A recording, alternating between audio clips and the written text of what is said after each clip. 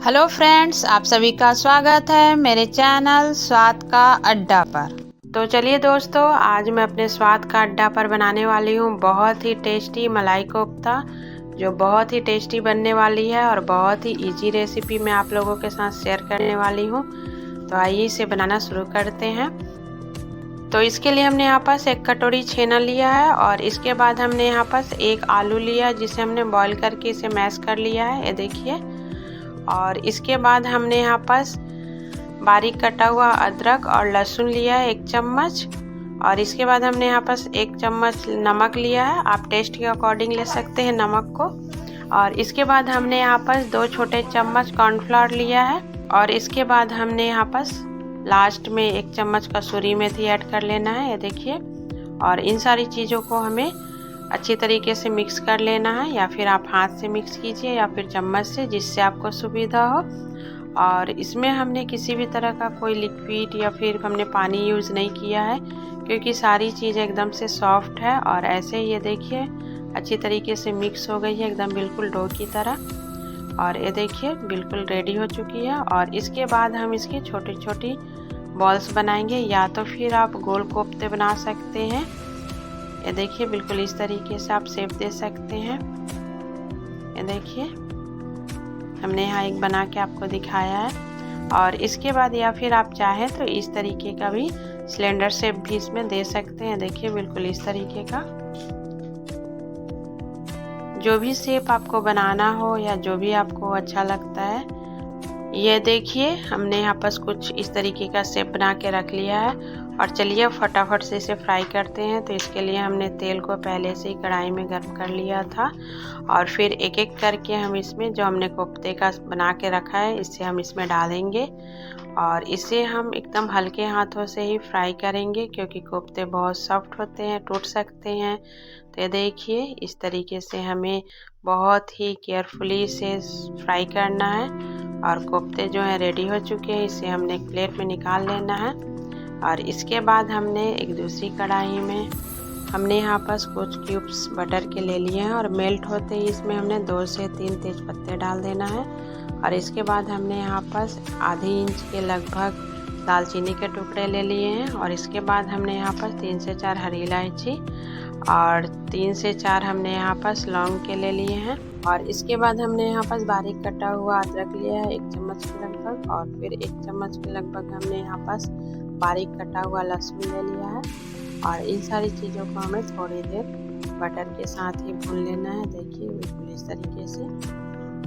और इसके बाद हमने यहाँ पास प्याज ले लेना है, प्याज को हमने बारीक कट कर लिया है। हमने यहाँ पास ग्रेवी के हिसाब से 3 मीडियम साइज़ के प्याज लिए हैं। आपको ग्रेवी कितनी बनानी है आप उस हिसाब से प्याज यूज़ कर सकते हैं, लेकिन हमने यहाँ पर जितना प्याज यूज़ किया है उतना ही हमें टमाटर भी यूज़ करने हैं, ये देखिए।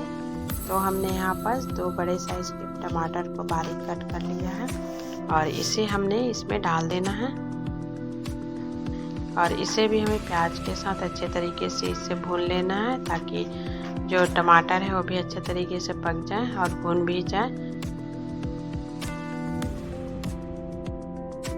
इसके बाद हमने यहाँ पास 1 चम्मच धनिया पाउडर ऐड किया है, 1 छोटी चम्मच हमने यहाँ पर जीरा पाउडर और लाल मिर्च पाउडर हमने टेस्ट के अकॉर्डिंग इसमें ऐड कर लिया है। और इन सारी मसालों को हमें थोड़ी देर प्याज और टमाटर के साथ भून लेना है, ये देखिए बिल्कुल इस तरीके से। और इसके बाद हमने यहाँ पास 1 चम्मच हल्दी पाउडर ऐड कर लेना है, ये देखिए। और इन सारी चीज़ों को थोड़ी सी हमें और भून लेना है, ताकि हल्दी का जो कच्चापन है वो ख़त्म हो जाए। हमने यहाँ पास 2 से 3 मिनट ही इसे भूनना है, देखिए बहुत ही अच्छे तरीके से सारी चीज़ें भून चुकी हैं। और इसके बाद हमने लास्ट में यहाँ पास 8 से 10 पीस काजू के ऐड कर लिए हैं, ये देखिए इस तरीके से। और इसके बाद हमने इसमें 1 कप पानी डाल देना है और इन सारी चीज़ों को हमें इसमें पकने देना है थोड़ी देर, ये देखिए बिल्कुल इस तरीके से। हमने इसे थोड़ी सी मिक्स कर देनी है सारी चीज़ें और 2 से 4 मिनट के लगभग ही हमें इसे पकाना है। और ये देखिए जो पानी हमने इसमें डाला था पूरी तरीके से सूख चुकी है। अब हम फ्लेम को ऑफ कर देते हैं और इसे ठंडा होने देंगे। और अब हमने यहाँ पर एक मिक्सी जार में इसे डाल देना है और इसका हमें फाइन सा पेस्ट रेडी कर लेना है। देखिए बिल्कुल इस तरीके से हमने पेस्ट रेडी कर लिया है और हमने फिर से कढ़ाई को यहाँ पर गर्म कर लेना है और जो हमने मसाले के जो पेस्ट रेडी किए हैं उसे हमें कढ़ाई में डाल देना है। सारे पेस्ट को हम अच्छी तरीके से कढ़ाई में डाल देंगे और इसे हमें थोड़ी देर इस तरीके से हमें पका लेना है ताकि मसाले का जो भी कच्चापन है वो अच्छी तरीके से भून जाए और कच्चापन ख़त्म हो जाए। तो इसके बाद हमने लास्ट में यहाँ पर 1 चम्मच के लगभग यहाँ पर हमने कसूरी मेथी ऐड करना है। तो देखिए और इसे हमने अच्छी तरीके से मसाले में मिक्स कर देना है ग्रेवी में। और ये देखिए दोस्तों ग्रेवी हमारा बिल्कुल रेडी हो चुका है और हम फ्लेम को ऑफ कर देंगे। और इसके बाद हमने एक सर्विंग प्लेट में ग्रेवी को निकाल के रख लिया है और इसके बाद हमने एक एक करके इसमें कोफ्ते को डाल देना है। कढ़ाई में हमने कोफ्ते को इसलिए ऐड नहीं किया है क्योंकि ये जो कोफ्ते होते हैं बहुत सॉफ्ट होते हैं और टूट सकते हैं, इसलिए दोस्तों हम मलाई कोफ्ता को बिल्कुल इसी तरीके से सर्व करते हैं। तो लीजिए दोस्तों बहुत ही टेस्टी और इजी रेसिपी के साथ हमारा मलाई कोफ्ता रेडी हो चुका है।